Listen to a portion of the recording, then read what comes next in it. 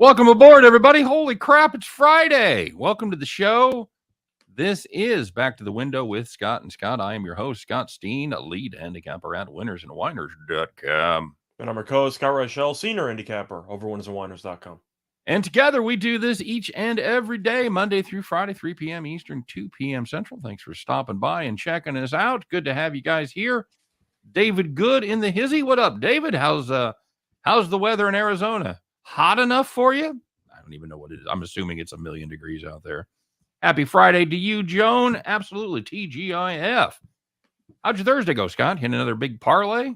I'm not quite. I had a couple of pretty large straight bets, though. I ended up losing with the Raptors. That was just funny. So sorry if you tailed me there. Pretty close. Pretty close. It was close for a half. But I ended up giving out the Mavericks a couple days ago, -1.5, and they won by 2. Now, I had a personal play on that at around +1.5, and that made me a decent amount of money. I wouldn't say fully loaded up on Dallas, but I was pretty heavily invested in Dallas. And on top of that, I had a draft play. I had the Jets to take a cornerback with their first pick at +285. They took Sauce Gardner, so that was a nice winner too. Overall, had a very nice day. Very nice. Very nice. How's yours? It was okay. It was okay. I had a my favorite play was the center to go under 28.5. Went to Baltimore, right? Yeah. Yep. What pick was he? Like 25 or something? Yeah, at worst. Lindenbaum, is that his name? Because I love that. It was under 29.5, and the first thing you had to know was 29 and 30 were going to be the Chiefs. So you're really getting it under 31.5. So I love that play. I think Creed Humphrey showed the need for a good center, and I loved him in the first round. I thought that was free money. I was surprised that Sauce went after Stingley. That all that heat on Stingley in the last minute seemed to be justified. Scott, did that surprise you, or did you believe the heat there? I believe the steam, personally. The thing about steam is that it really depends on what team you're looking at. But when you need help at every position, like Houston does, and one guy is getting a lot of random heat right before the draft, right? I tend to believe it because they don't have a clear need, because every position's a position of need. Yep. So it just comes down to which guy they like the most at that point. Now, I would have taken Gardner first. I think that Stingley is a very solid prospect. He just can't stay healthy. Right. And I have question marks about drafting guys that can't stay healthy. But I did a FanDuel draft predictor or whatever thing for the top 10 picks. I got the first 4 right. After that, went right downhill. In fact, I was a bit annoyed because I had the Giants taking Neal at 5 and Thibodeau at 7. They took Thibodeau at 5 and Neal at 7. So that was really annoying. But other than that, though, I turned a free entry into 40 cents. Feels great. Nice. Feels great. At that rate, man, you can stop doing the show here sometime in the next century. So that's an ROI of infinity because I didn't spend any money. That's right. We'll say hi to some guys in the comment section. JC Stone in the house. What's up, JC? Peter Wolf checking in. David Good, by the way, says the temperature in Phoenix is warm. Okay. Good to know.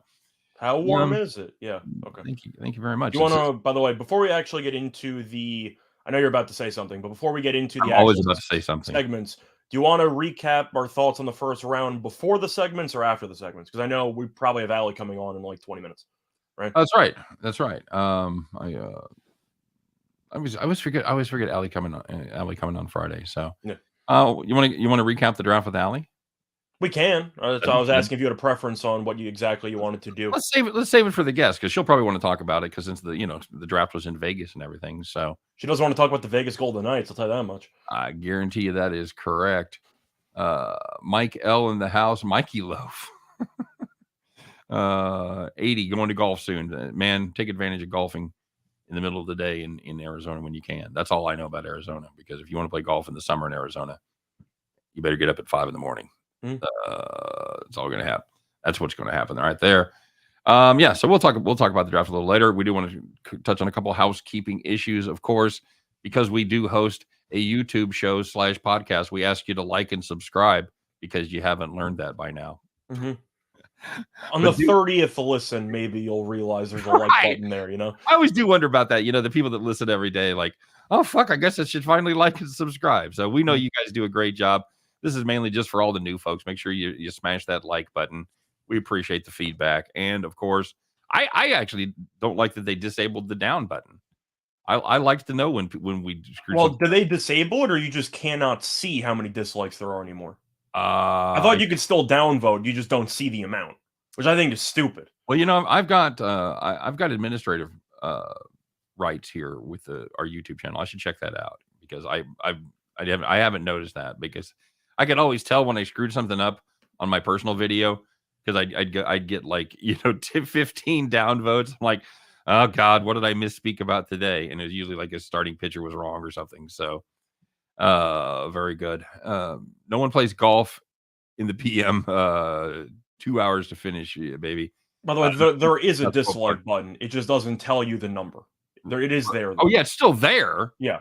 It's just I don't know what the point of it is anymore. I thought the whole point of a downvote was so you let other people know that you're not happy about either the quality of the content or something. But now you can't see it. Right. So we can't make any adjustments, man. That's what I don't know. I don't know. The only adjustment you can make is the comment section, but I mean, who reads those? Am I right? No. Well, yeah. Well, you have to. I'm joking. I do. Yeah. I know you don't, but I do. I do sometimes. David says like playing Swope Park. If you ever come to Kansas City, you play golf, you should play Swope Memorial. It's a beautiful course, very hilly, a lot of fun, very old style. Don't forget to subscribe to our YouTube channels, both the Winners and Whiners YouTube channel. We've done well there. We've got over 14,000 subscribers. Appreciate it. Max Wagers Network, a little slow getting started, so we'd appreciate it very, very, very much if you would take a minute, go to YouTube, Max Wagers Network, smash the subscribe button, click the bell, get notified every time we put up brand new videos, because at some point, it's going to be the only spot you can catch us live. We thought it was going to be this week. Not going to be this week. It will be at some point in the fairly near future. And of course, we're coming down to the very end of the DraftKings promotion. It expires May 1st. If you are a baseball fan, or if you're a fan of money, if you have DraftKings in your state, you should open up an account and make sure that you make at least a $5 bet on Major League Baseball on the money line. If you win, you receive $200 in bonus money there at your in your account, and you can bet as you see fit. Of course, it is available only in the states where DraftKings is. Not going to read the list. It's about 12 of them. You know who you are. And there is a promo code. It is WAW Video, WAWVIDEO. And the link is in the show description. Scott, I know we're working with Caesars here, at least through the end of the month. What do they got going on? So they have a risk-free bet up to $1,100. So if you have not made an account on Caesars, I'd recommend you doing so, because your first bet, if you bet $1,100 or less and you lose, you get a free bet if it loses. So consider that a money-back guarantee if your first sports bet with Caesars does not work out. All right, very good. What can't we find? You can't. Your YouTube video for the night. Really? It says it's still in draft. Do you want me to post that for you? Yes, please do. Okay, I got you. I had it scheduled. My bad, guys. Spoiler alert, it is fading the Royals.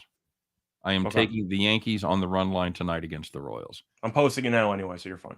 All right, Scott, people talking about this Minnesota-Memphis game this evening, Game 6. It's a must-win for the Timberwolves. Got to have it. How's that working for you? Well, you got Scott Foster at the game, so you can interpret that how you want. By the way, Scott's YouTube video is officially posted, so there you go.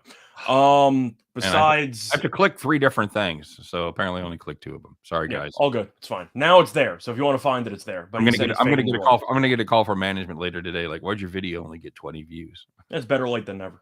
The thing about this series is I hate both teams. I wanted to like Memphis because I thought that Minnesota's the team I thought they were. I thought they were just a young team that makes a bunch of stupid decisions and would probably lose the series.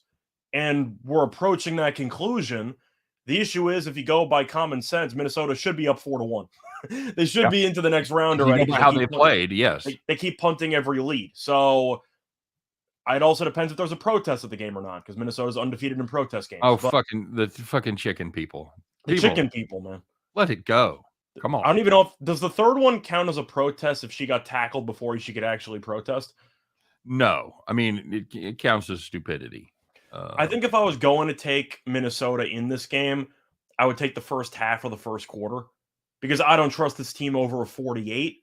But over 40 minutes, they're pretty good. Is that a fair statement? Yeah. Yeah, that seems to be exactly right. Let me ask this hypothetical, Scott. Would you run onto the court knowing you're going to be arrested for a game 7 of your favorite team to sit in like in the first or second row? Would you pay that price? Do my clothes get to stay on, or am I a full-on streaker? No, you don't have to streak or anything. You can just run onto the court and hold up a sign or something that says "Stop eating chicken" or fucking I'm whatever assuming, it is. like, it's about. See, they're competing with Chick-fil-A. They're competing with the cow, right? The Eat More Chicken cow. Yes, who have terrible, still can't learn how to spell. They can't spell to save their damn lives. No. But I wouldn't really be a guy that would get on the court. But what's the punishment for that? I know you get detained for probably like a day. It's usually like misdemeanor. Are you banned from the arena? Yes, almost certainly a lifetime ban. Okay. And they I have like to go to games. They have So. facial recognition now. Maybe do it at an away game. Okay, that's an option. You come to Texas, they hate you there anyway. So, David said, "I love barbecue chicken." Yeah. Lex said, "What's with the chicken?" Lex, they're protesting this one particular guy. He's the owner of the Timberwolves, and he has chicken farms. And nearly as I could tell from the statement, the one chick that she was holding up, it's something about the doors that the chickens go into. They're somehow inhumane or in poultry. I guess you can't be. Long story short, they're accusing him of torturing chickens. Yes, That's not just killing them. I guess that's fine, but you can't have them running into the doors. It's some kind of funky thing with the door. I don't know what the hell the deal is. I don't know what they're about. They don't let them. They don't give them much bandwidth, Scott. They don't really let them want to make a point. What just happened? Wants to know Bain over 21, Morant over 28. No and yes. I don't think they both get there. I think if I was going to take Bain, I wouldn't take the points. I would just take the 3-point shots because the majority of his points come from 3 anyway. So if you can get a 3-point number around 3.5, something like that, I'd probably take that instead. Yep. Because I think we would agree that Bain should keyword, at least 8 threes, maybe more. He's been shooting it insanely well, but that's where most of his points come from. So you don't have to worry about free throws or anything like that because Bain's not a guy who gets to the line a lot. He does sometimes, but mostly threes. I would probably take that prop instead. As for Morant, he had a really good fourth quarter. I don't know if that's going to transition into game 6, but do you think he turned a corner in the series, or do you think he just had a moment there? I'm hoping that he turned the corner, but I'm suspecting he just had a moment. How about that? Yeah. We'll see. We'll see. I like Minnesota in this game tonight. I do. I think they finally learn how to finish. You know, hopefully from pain comes knowledge. Sometimes you got to go through some things to learn some things. So I'm hoping that pays off in the game here tonight. David wants to know if barbecuing chicken is torture. Not the way I do it. It's delicious. Mm-hmm. That's right. Free range chicken are given the life. One open door. Oh yeah, there's a lot of the bullshit like that. The free range and it used to be organic. They've gotten a little better, but a lot of that labeling shit, it's bullshit. So according to JC Stone, chickens prefer to be waterboarded than barbecued. I believe that. I can see that. Yeah, but you can't trust the information you get out of them. Yeah, that's true. Because they freak out. They lie. So. Well, if you torture them enough, they'll tell you anything. That's right, but it's not necessarily true. Yeah. All right, buddy. Let's talk about what happened yesterday, shall we? And by the way, we tell you over there the Max Wagers Network. It's got a great lineup. Of course, it's noon with Sean Higgs. It's plus Money Honey, Allie Burns doing Morning Wood. It's Chris and I, and then it's me and Scott. It's Sean Miller, great soccer guy, by the way, having a great first week. Make sure you check him out right after our show, and then wrap it up with Game Time Decision with Detroit Lenny, Nick, and Tim, the Earl brothers. Steven Adams. He should protest his chicken shit play. Do you think he's on the court tonight? I highly doubt it. I hope that Steven Adams spends as much time on the court as the protesters do, which is none. The thing is that Adams that same security guard tackles his ass if he tries to come in after a timeout. The thing is that Adams is actually going to have a decent role in the next series against Golden State. As for Minnesota, though, he can't be on the court. But you can throw Steven Adams against Kevon Looney for 20 minutes and you'll do pretty well. Right. Agreed. Padres money line versus the Pirates. Yes, we talked about that earlier. How about first quarter? I think we're going to get to that game in a little bit too. Okay. Oh, absolutely true. First quarter over 56 in the Grizzlies game. The first quarters have been pretty high scoring. Mm-hmm. So for me, I'm going to lean to the over as well. We've seen the games end up well under the posted total, or at least partly under the posted total. That's mostly because of some slow second quarters and third quarters and some fourths in there. First quarter has been pretty high scoring, though. 56 does sound a bit low. What just happens is how did the chicken thing get started? Because that's what the girls were protesting, that the one of them got tackled at the game, and then they did an earlier protest with the glue and the whatever. Was it where she glued herself to the floor or tried to glue her hand to the floor? It was all about the chickens. That's how the chicken thing got started. Yeah, so she used crazy glue. Then the other woman used some handcuffs and hooked herself to the basketball hoop, which really was bad planning because now she has to buy another pair for the bedroom. So that's going to be a whole separate can of worms. But yeah, there you go. But overall, whatever. The protest is going to do the thing. Can you imagine meeting one of those girls at the bar and you take them home and all they want to talk about is chicken? They just want to talk about the torture of the chickens. They just stay up at night like a poster of a chicken. A chicken, a little movie poster, and they're just bowing to the poster. Speaking of choking the chicken, I think that's what I'm going to do tonight. I'm leaving. So enjoy your barbecue chicken. BZ, I do like Brandon Clark over 14.5. He's been their second best player in the series. Of course, when it comes to overall impact, people will say Ja. I think Ja's had an awful series. He had a really good fourth quarter last game, a really nice dunk, and he got to the free throw line about 30 times in game one. But I think he's been pretty underwhelming, and defensively, Ja's been a mess. Bane's been their best player. Yeah. Bane has been insane from the three-point line, so he's been great. Clark, I think, should play more, especially with Jaren Jackson's foul issue. Torvik's mentioning double-double at plus 800 on Triple J. I don't mind it if he stays healthy and if he stays active and not on the bench because of fouls. But I don't mind the value there. Do I think he's going to get into foul trouble again? Yes. So I think Clark should play a lot, even if Jackson doesn't get into foul trouble, because Clark has been their best offensive rebounder in the entire series. All right, there you go. Hey, let's take care of business here before the chicks stop by, shall we? Let's talk about what happened yesterday. Talk about the good news, the bad news, the winners, the whiners, the people that took it in the shorts, and the people that took it to the bank. It's time to close out the week with the Friday edition of, what is it, Scott? You know what it is.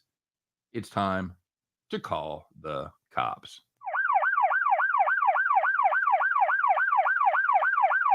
All right, very good. Hey, let's start rolling in the NBA. If you had the Pelicans +3 up against the Suns, good first half, led by 10 at halftime. Outscored by 16 in the second half. Sorry, Pelicans. So close, yet so far. They lose by 6. And looking at the Jazz +1.5 against the Mavericks, kind of a similar story. You had a home team with a double-digit lead in the first half. They led by 12 at halftime at home. Outscored by 14 points in the second half. Had a wide-open 3 to win the game. Boyan missed it. They lost by 2. Clang. There you go. That was a hell of a play call out of the timeout, though. Was you can't get a better look than that. A beautiful look at it. And if you had the Pirates on the money line, what the fuck's the matter with you? Stop doing that. Against the Brewers, you were excited. You're getting a nice price. They led 2-0 heading into the 9th inning. All you got to do is find a closer. Can anybody close for the Pirates? They used Stratton. I didn't even realize he was the option to close on that team. Wasn't he a starter for a couple of years? He was Monty Stratton? Chris Stratton, I think. Isn't it Chris? I think. Yes. Monty Stratton shot himself with a shot. I know who that is too. You know who Monty Stratton is? Do you really? I actually do, but I thought Chris was the one, but yes. Okay. I wasn't sure. Anyway, Milwaukee did what Milwaukee does. They scored 3 runs. That's about what they usually score in a game. And that's what they scored yesterday. They saved it till the 9th inning, though. Put up 3 in the top of the 9th. Pirates, can they mount a comeback in the bottom of the 9th? They cannot. They lose 3-2. Sorry, call the cops. Yeah, bad baseball teams continue to find ways to lose games. Yes, they do. That's what they do. Not just talking about the Royals either. Now, there were some nice, easy wins, and I got a feeling we're not going to like one side of this. I had to include it. No, you have to. Absolutely. Yeah. Absolutely. It's a rocket chair. and we had our feet and hands underneath the rocking chair, and every time they rocked, they got smashed. Let's find out who it was, who had those nice easy wins, who was kicking back, not sweating a damn thing. It's Thursday night. Relax. Spend your time in the rocking chair. So the first one was in baseball. If you had the under 8 between the Red Sox and the Blue Jays, you had 1 run in the 3rd inning, and that was it. The game ended 1-0. Congratulations. If you had the 76ers team total under 105.5, what the fuck were you thinking? See, it was weird because it was like I had a sense there, like a spidey sense, where I asked you right before I gave it, do you want to flip it at the last second? We trusted our research. We shouldn't have, because Utah team total under cashed easily. The other one did not. Did not. If you had the over 105.5 with the 76ers, they scored 62 points in the first half, and we're sitting thinking, man, we're really going to need a miracle in the second half. We did not get one, as they scored 70 in the second half. I'm guessing Nick Nurse came in the locker room and said, whatever you guys are doing defensively, just fucking keep doing it. Yeah. They ended up with 132. That may be the worst beat we've ever had on a Bet the Farm play. Yeah, it wasn't good. But the last one, if you had the under. Burn the hats. Yeah, it wasn't good. If you had the under 210.5 between the Mavericks and the Jazz, neither team reached 100 points, and the game landed 194. There you go. There you go, buddy.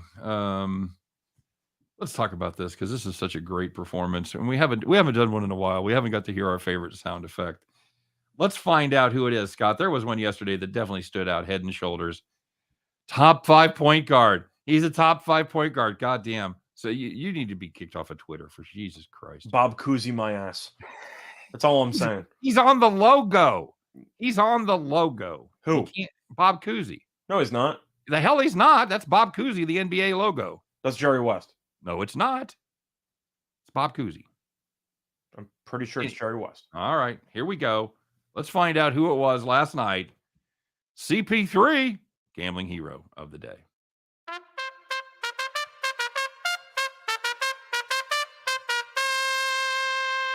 Just confirmed, by the way, it's Jerry West. All right, Scott. So you have been on the CP3 train. He had a fantastic game last night. If you don't follow Scott on Twitter, God bless you. If you do, you already know this. How did he do last night, Scott? It seemed like he had a pretty good game. He did. In Chris Paul's 7th legacy game, which is more than anybody else in the history of basketball, because every important game feels like a legacy game for Chris Paul for some reason. He went 14 for 14 from the floor. And he went 4 for 4 from the foul line. He didn't miss a shot. He had 33 points, and he led the Suns to a 6-point win, which is significant because the Suns were 3-point road favorites. Even made a 3-pointer. That's how you know he was hot. He went under 1.5, though. So that cashed, but top 5 point guard, easily. It's not even a discussion. He's easily a top 5 point guard of all time. You know what? I'm still not going to just roll over and let you have that one. But like many of your lists, they are affected by recency bias and who you've seen play. So I don't know if Chris Paul's recency bias, just the level of consistency over a long period of time. He checks every box. Okay. All right. You don't think the longevity plays a factor? He's been phenomenal for what, like 7? People talk about LeBron year 17. He's been very good. He hasn't been phenomenal. He's never been phenomenal. That's the problem. You can make an argument he was the best point guard in the league for like a 5-period stretch in the, I'd say, mid to late 2000s. Those New Orleans teams, you can make an argument, a serious argument, that he was the best point guard in the league. I know. We're not gonna solve this now. So I'm just going to we'll move on. Damian, I watch both. I watch Chris Paul and I watch Jason Kidd. I'm a big Jason Kidd guy, but I'm going Chris Paul because Jason Kidd offensively wasn't exactly a consistent scorer per se. He was the master of the 11 point, 10 rebound, 10 assist triple-double. Chris Paul's a guy who can actually give you 20 or 30 on any night you really need him to. I'll go Chris Paul for the scoring upset. Okay. And I will bow. I have really spent my entire life thinking that was Bob Cousy. So yeah, it's 100% Jerry West. Apologies to everybody that I did not say it was not Jerry West. By the way, Chris just texted us and said that Trevor Bauer's been suspended for 2 full seasons. Yes. Does that count? Does he count time served? That's a good question. In other words, will we be able to play next year, or will we be able to play again in 24? I got to find that out. Truth is, it should count. I don't know why it wouldn't count. He hasn't been playing, unless the argument is now he won't get paid. It says he's been suspended for 324 games. Doesn't say if it includes the stuff he's already served. I'm going to go on record for this. I think it's stupid. It's like a prison sentence when they say it's like so many months. I think it's stupid. I don't really get it. If he was found, so just to make sure, there were no legal charges brought against him, right? That is correct. So you can just suspend him for 2 years when he's facing no legal repercussions. This is the Ezekiel Elliott suspension all over again. He was rumored to have this domestic violence issue. Nothing ever came of it, and he was suspended 6 games. You're suspending him for 2 full seasons when there's no legal punishment for the guy and what he did? I'm going to guess 2 years. I'm going to guess if they were able to suspend him for 2 years, there was a few more things than a rumor. I'm just saying, even if it was a few more things than a rumor, you're going to punish him harder than the legal system? That doesn't make any damn sense. I know. I get if you want to suspend him briefly. 2 years. You suspend him longer than the average steroid user? I want to. Well, I mean, we saw that with when what's his name was suspended for weed. You saw the disparity in the quote unquote sentencing versus the suspensions for who was the NFL who just got tripped up. What's that? No, this year. Oh, this year. I know Ricky Williams was the original pothead guy from like. I think he has his own strain now. By the way, that wouldn't surprise me. I really think he does. But yeah, I'm with Magellan. Ricky Icky. I'm with Magellan on this one. Based on text messages that were made public, it seems like she wanted it a certain degree of roughness. Is it just the one time, or is there others that have come to the foreground? That's what I want to know. I thought it was one woman, but I think it seems like if it was just the one woman, that he's got a pretty good case. I think he's got a good case against the one woman. So as far as I know, that was the only person that was actually involved in suing Bauer. 2 years. Yeah. By the way, Damon says Josh Gordon. I really thought that's a good guess, though. I really thought it was this year. I thought somebody had a problem this year. I really thought there'd be either a baseball player or a football player. No, overall, I'm not saying that Bauer's totally innocent. I don't know all the details behind it, but 2 years is absurd. I'm not going to come in with a hot take till I know more details. So I'm just saying, from what I've gathered so far, 2 years is ridiculous. Okay. You string him along for an entire year, and now you also suspend him 2 years? That doesn't make any sense. Okay. Eric Nesbitt brings up an excellent topic. Said games 2, 3, and 4 are all about chess moves and adjustments. Game 5 and beyond are normally when the talent edge takes over. And in this matchup, the Grizzlies own the advantage. Yeah, it's a shame the Nets didn't get to game 5 because the talent takes over after games 1 through 4. So that's when the Nets were really going to shine. But yeah, it wouldn't surprise me if Memphis wins. Now, I thought Minnesota was dead to rights after they blew that massive 20-point lead. Just because mentally a young team I thought would fold. Right. And they responded well. Yep. But then they did the exact same thing again. Yep. Not to the same degree, but I mean, you're up double digits with about 7 minutes to go. You should win that game. Do you think that Minnesota brings it back, or do you think they just roll over again late in the game? I think they have learned. That's my hope. That's my thought. I think they're at home. I really believe that they have learned enough to close it out tonight. For me, I'm looking at Minnesota first half or first quarter. Probably the safer play. We've seen get off to hot starts. Mm-hmm. The issue is sustaining that level of production and not fully imploding in the fourth quarter. I'm going to skip the fourth quarter. Just give me a fast start by the Timberwolves, which they've shown they're capable of doing. Magellan Sports says Union Berlin live is a really solid bet. Probably the best bet of the day. I didn't know Berlin had a union. There you go. Yeah. The things you learn, huh? I follow a little bit every time. I follow a little bit of the Bundesliga, but Bayern wins every year. So it's kind of just like who's coming. It's like the Larry Bird who's coming in second place, but it's been the same case for a decade. Bayern's won the domestic league each of the last 10 years. So you start wondering why the other clubs are trying, Right. Bronco Devil says it's so hard to beat a team 3 times, let alone 4. Mm-hmm. Fuck off. That's in a row, I thought. I thought that's in a row. Yeah. Somebody asked about your feelings as a Jets fan about their draft yesterday. Oh, we're gonna save that, I think, for when Emily comes on, but Is she coming? I don't know.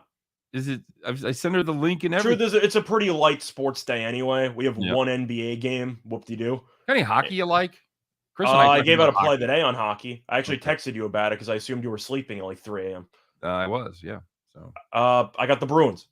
I got them at plus 105. They're now around minus 125, minus 130. ooh. Whoever posted the line should be fired. It was one of the dumbest lines I've ever seen. Toronto is resting their best couple of guys, and Boston's playing for something. And the Bruins were underdogs. Didn't make any damn sense. I'm going to show off my new pronunciation. Andrew Kalage. Is that closer, Andrew, by the way? Says, brings up a great point. It says no Middleton is going to hurt against Boston. Yeah, I think Boston's going to win the series 6 or 7. Now Giannis is Giannis. I'm expecting a couple of really ugly games because both teams defensively are really good. Milwaukee also went nuts from 3 against Chicago because Chicago just can't guard really anybody. Truth is, Milwaukee, the first 2 games kind of concerned me, and I'm not sure if they were going to overlook Chicago early on or if maybe they needed a little bit of a wake-up call and they had it. I think Boston's going to win the Eastern Conference. So I'm going with the Celtics. Even as a Nets fan, I'm not going to place all of the blame on Brooklyn.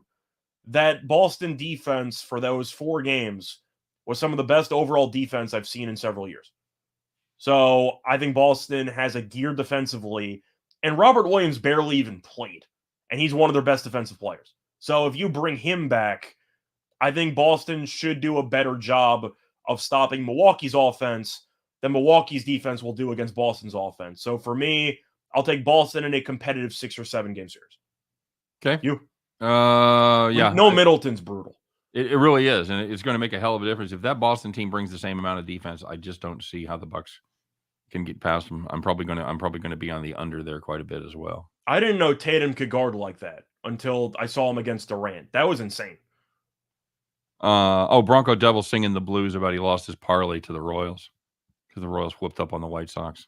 Sorry, buddy. You can't slow down Kyle Isbell. Yeah, undefined. I'm going to push back a little bit. It's one thing if you don't want to say he's top 5. Does that mean it's Barkley's fault that he never won a title? It's a team sport.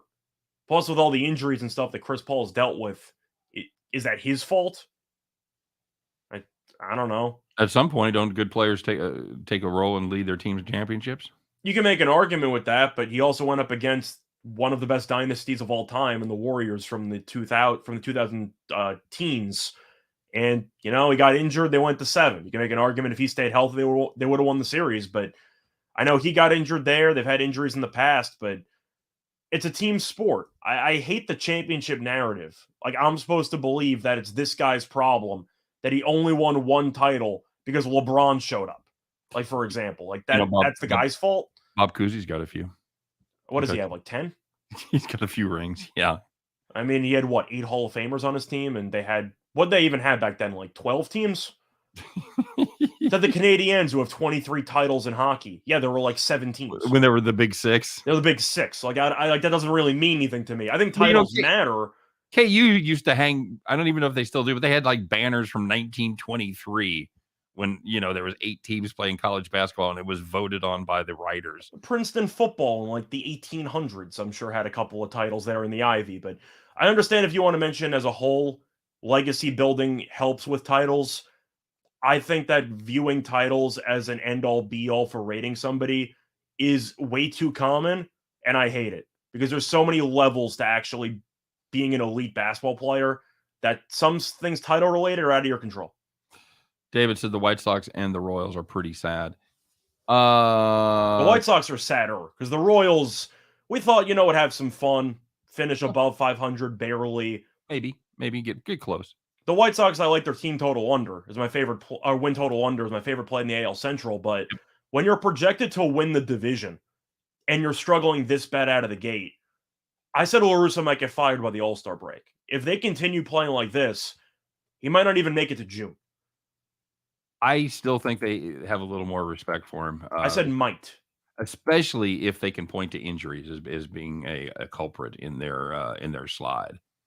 So would this be the time to load up on the Twins? Twins to win the Central? Or is the value gone? I don't know if there's ever any value in Minnesota because you just assume Buxton's going to get hurt again. Buxton, when healthy. But who's going to overtake them? Royals are in second place right now, buddy. Good for them. Look at them. That's what I'm saying. No, they're terrible, and they're in second place. Who's going to overtake the Twins? It would be Minnesota or nobody. Detroit has been a lot worse than we thought they were going to be. Yeah. And the Guardians, they had a good hitting week, but overall, they're not a very good team either. Minnesota has been good up to this point. Is it a hot take to say when healthy, excluding pitchers, just position player guys? Buxton has to be top 5, right? When healthy? When health, man, that's such a huge. It's such a loaded question. Yeah, but when healthy, he's got to be top 5, right? Okay. Yeah, I would agree with that. Yeah, like he would be a guaranteed all-star year in, year out if he was healthy. Fucking masher. Yeah, we went to see him playing in Minnesota a couple years back, and he was just a monster. And he's one of the best fielders. Yeah, yeah. What I learned about betting against the Royals, in fact, they are shitty, is it's not my fault. That's right. That's right, man. People, do you have a problem betting against your favorite teams? No, I do it all the time. I do it as well. I should have done it at the Nets game. That was my mistake. Well, I agreed. That was so obvious. I just ended up sitting there trying to be a good fan for once, and I was let down twice as hard. It was a damn shame. Calvin says, Nasty Nestor is coming to snatch the souls of KC tonight. That's how I've got it capped. Yeah, since you guys haven't seen my video, the spoiler alert, that's what I've got. I posted it for you, though. It's up now. I know, but nobody. Yeah. I'm just saying when the show started, nobody's seen it yet. But I've got the Yankees on the run line. They're still minus money, but I still think there's good value. What's your thoughts on Nestor Cortez? I think he's very good. Now the length isn't always there, but I don't know if that matters anymore because most starters nowadays go 6 tops. So I don't know if you even need length anymore as a starter. But Cortez is, one word to describe him, crafty. He'll use different arm angles. He'll change velocities. He'll use a lot of movement. He's a crafty pitcher, and I like it because he makes you think about a lot of stuff that most pitchers don't. Most of the arm angle stuff. He'll do some leg kicks that are unorthodox. He'll really do anything to mess with the timing of batters, which was the Johnny Cueto special. But now that Cueto's not really, he retires, he's just not in the league anymore. I don't know if he's hurt or if he's retired. I don't remember seeing a retirement notice. The point is, he was the first guy that I saw, besides maybe El Duque, who would just mess around, do some shoulder shrugs, some leg kick stuff, and it's really annoying for batters. And Cortez does it pretty well, so I actually like him. I think he's pretty good. It's tough to time him. Am I the only one? Are you surprised more pitchers don't do that? No. If the whole point is to disrupt the timing, I know it might mess up your mechanics as well. That's the problem. But I do think that messing with the timing, especially in such a strikeout-driven league up to this point, I think definitely helps. Well, it's almost like it kind of depends on where you grow up, because if you look at the Japanese pitchers, they've all got that stop in the middle of their delivery. It depends on your stuff as well. If you have 99, you don't need to throw in all these wrinkles. But if your fastball's 92, whatever helps. Oh yeah, Johnny Cueto would go full, Louis T on and stuff, and turn his head to the back and pause, and little shoulder shrug in there, penguin hands. Yeah, he was entertaining to watch. He was good. He was certainly. He was average for us in the playoff run, but man, once the playoffs started, he made 2 fantastic starts. You gotta love the Johnny Cueto. He was a steady number 2 for about 7 years. Yeah, that's good enough. Solid 2. Bronco says they're having trouble finding the videos. I'm assuming he means my videos. It says it was posted 28 minutes ago. So you're good. The key is, if anybody has problems, because sometimes they show up at the front page, sometimes they don't. Go to the Winners and Whiners page and click the videos tab and just scroll until you find it. I don't know how they get ranked or placed or whatever, but sometimes they're a little harder to find. Do you guys bet on UFC cards? I do it just for fun. Scott does it seriously. I really have not touched it recently. Not because of the fact I've been losing or anything, just the cards recently have not been great. And the fact is, knock on wood, the NBA playoffs have been really good for me. So I haven't really pivoted. But I do keep tabs on the UFC, and I bet on it all the time. So, Nicholas, every now and then I used to do a Friday video for my play of the day for the UFC. Hell, I might even have to make a separate show for UFC stuff like once a week or something, because I would cover all the cards. It's just a lot of the cards recently have not been very good. I will host a UFC show with you just so you can roast me for pronouncing That's the best. pronouncing the names wrong. Yeah. Because I always made it a point not to do it in advance. Because if I'm doing my regular videos or we're doing a show and there's somebody with a name that I don't know, I'm going to look at it on YouTube. It's always the Eastern European guy that kicks your ass. Too many, it's too many too many consonants, man. I just can't do it. I can't do all the R's and C's and Z's. And apologies to Andrew, because Andrew, I went to find somebody with your last name and find the pronunciation, and I found it. So my apologies for completely butchering your name for the last week or so. That's not cool. To answer the UFC question, I bet on it a lot. I followed it for a long time.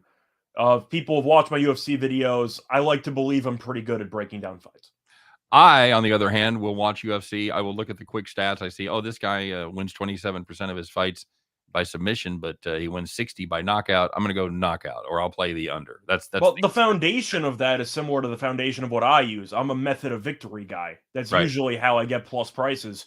And for example, you have Romanov fighting against Sherman this upcoming week, and Magellan actually just mentioned it, and he's about minus 1,800. Is the biggest favorite in the history of the UFC, but you can get him to win by knockout or submission. Knockout's plus 125, submission's 125. So you can save a bunch of money if you correctly pick the right method from a decent amount of fighters. Or you can make a quarter unit. So I'm saying bet them both and make a quarter unit. There's a lot of value when it comes to the exact method of victory market, in my personal experience. Okay, very good. That's a solid tip. Bronco says, one of my favorite things when female sportscasters mispronounce a name that everybody else. I don't know that I've seen that. I've seen that happen a lot. Have you? Is it necessarily females? Not always. I think Beth, was it Beth Byers? Could be. Yeah. I think she's very good. Beth Byers, Beth Mullins. Beth Mullins, you're right. I don't know who that. Now I want to know who Beth Byers is. Probably a woman that's pissed off at me at some point in my life. That'd be my guess. I think Bronco might be mentioning that because there have been some new female anchors at ESPN for SportsCenter, and some of their pronunciations are just completely atrocious. So I don't know if that's where Bronco's coming from. It happens not just for women; it's also some men anchors, but there have been a couple of new ones on some regular ESPN shows that clearly have never seen this person play. The funniest thing is a top 10 highlight in the top 10 countdown of tennis. It doesn't matter what gender the person is who's the anchor. They will butcher the name every time. Yeah, we should do a combo UFC tennis show, and like 80% of the people will tune in to hear your knowledge. 20% will tune in just to hear me fuck up names. Yeah. That's my prediction. It's a good combo. You know who's not coming today? Allie Burns. Plus money, honey. There's plus money for her not to be here. It's not good. I don't know if Allie's having a tough week. I'm guessing. You think she got hammered at the draft? Could be. Vegas doesn't have a team. She might just be drinking away the Golden Knights season. Oh, that could be true. That could be true also. So, UFC commentators butchered the names a lot too. Oh, then I feel better. Well, the one thing I do remember from the UFC commentary was Joe Rogan, who ended up one of the Nurmagomedov. He's gone on to some success, hasn't he? Not Khabib, but there was another Nurmagomedov that won a couple weeks ago. I actually had him winning by submission. I think he was against... Who the hell was he against? I'm trying to remember. It wasn't Carlisle, because Carlisle left the organization. But it wasn't anybody named... Whatever. The point is he beat somebody very handily. And Rogan was saying, I'm here with, whatever. And I believe instead of Nurmagomedov, he said, Nurmagomedov. And then he just walked off. It was really, really funny. I can't remember who he beat, though. It was a fighter that I don't think is very good. Well, I can't remember. I have a name that's kind of weird because I have the extra H in there. And you would not believe the tortured shit that I have heard throughout, like mainly in school. I've heard like Stern, Steel. They just fucking invent sounds because the extra H is in my name.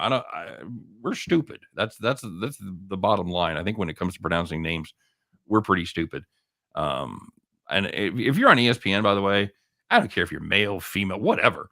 That's a very simple thing to do to learn how to pronounce a name. There's usually a video on YouTube with that person. There's usually somebody there. I would think at ESPN Probably somebody in the building at Bristol that knows how to pronounce that fucking name. Well, that's one thing I actually will give props to the ATP World Tour website on tennis, which is something that every single publication should have. They have an audio button where somebody just gives you an automated pronunciation of the name. That's handy. That should be on everything. Baseball Reference has it phonetically for most of them. Just saying, either phonetically spell it out, or you just have an audio button and somebody just says Makachev or something like UFC related or whatever. That would be so helpful. Yep, very good. All right, my friend. Well, let's get to it. We took a bit of a beat yesterday. I had a last second moment of clarity, but we decided to stay the course. Missed it by that much. Yeah. So let's get ready. Let's do it, man. It is Friday. It is time to put a stick in it. Put a stick in it? What the fuck? Put a pin in it. Whatever. Hey, for those of you that catch our NASCAR show, it's going to be pre-recorded because Sean Miller is now doing his soccer show. So it'll be up late tonight, early tomorrow morning. If you're fans of our NASCAR show, we'll be weighing in with our NASCAR opinions, which will mean absolutely nothing because this is probably the most important race that is dependent on qualifying, and we're going to be doing our video before qualifying. So take everything we say with a grain of salt. Make sure you watch qualifying. Don't make a bet before qualifying. That's what I'm going to say. All right. So let's get ready, Scott. Let's fire it up. It's Friday. It's time. Put on your good fancy overalls, the one you've been saving all week long. Put on your straw hat, climb aboard your John Deere, get your keys out, rub that lucky keychain, and get ready to bet the farm.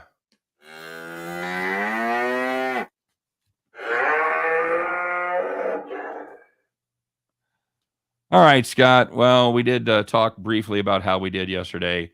We had the 76. What the fuck? Where's your hat? Oh, sorry. Force of habit. All good. Jesus. All good. Man. I was reading up on some of the Bauer stuff. Sorry, I got distracted. Okay. You couldn't wait for two. Okay. Anyway. No. It's your day. Right. I was doing my own thing. Let's rock and roll here, guys. Bet the farm night. This was mentioned earlier in the show. It's going to be the San Diego baseball Padres on the run line. That's available at -110 at DraftKings. San Diego, they have won 2 of their last 3 games by at least 2 runs. Pittsburgh, I don't know if you knew this or not, Scott. They're not good. They have lost 4 of their last 5. San Diego's won each of the last 3 games. What's that? San Diego's won each of the last 3 games by at least 2 runs. What did I say? 2 or 3? Yeah, you said 2 or 3. Sorry, last 3 in a row by at least 2. Sorry about. Pittsburgh's lost 4 of their last 5. 3 of those losses have come by at least 2 runs. You Darvish pitching for San Diego. He's allowed less than 2 runs in 3 of his first 4 starts this season. Hasn't ended well for him, but we think that turns around tonight because Thompson is pitching for Pittsburgh. He has not been good at all, especially his last 2 starts. 6 innings pitched total, 15 runs, 10 of them earned. He's no Chris Bubich, but he's close. We like the San Diego Padres on the run line. Nice price, -110 on DraftKings. And that's you're also getting 9 guaranteed at bats because they're the road team. You look at Darvish's overall numbers, the ERAs are not great, but you go through the starts, he had 1 brutal start where he gave up 9 runs in about an inning. Every other start has been basically unhittable. So for 3 out of 4 starts, he's been great. That's why you always have to look into context, look for blow-up appearances, because the ERA makes you think that Darvish has been underwhelming this year. He's actually been really good. He just had 1 bad outing. Yep. Especially early in the season when you see an inflated number like that, you do have to look at the granular level and see what his individual starts look like. And for us, the overwhelming feedback has been positive on Darvish, and that's what we're going to bank on tonight. Yeah. And I think the fact that they're playing a terrible team in the Pittsburgh Pirates is going to help as well. So that's going to Pittsburgh props. At least they're not the Reds. That's right. That's right. That's you're not the worst team in the Central. So we'll see what happens there. That's going to do it for the farm. That's going to do it for the show. As always, we appreciate you guys stopping by, not just today, but every day this week, every day since we've been doing it. We got a lot of regulars out there. We love talking to you guys, love doing the comment section thing. So keep it coming. Tell your friends, share us on social media, like, subscribe, rate, review if you listen to us in podcast form, all that shit. I think that covers it. You guys have a great day. Have a great weekend. Good luck on all your plays. Don't forget to check out our NASCAR show a little bit later tonight. And we'll be back and do this all again Monday. As Scott and I, once again, 3 p.m. Eastern, 2 p.m. Central, will be there to help guide you guys